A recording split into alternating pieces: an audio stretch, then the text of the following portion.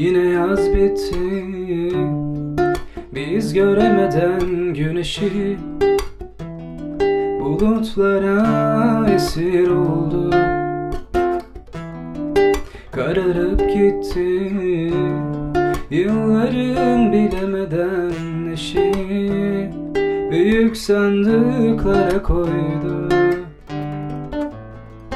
Gelen olmadı yerine, kimse sormadı yüreğinde bu koca boşluk niye?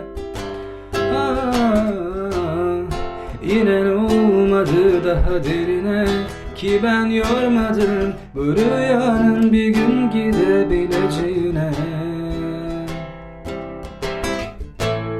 Yokluğunda yine yüz çevirdim aşka.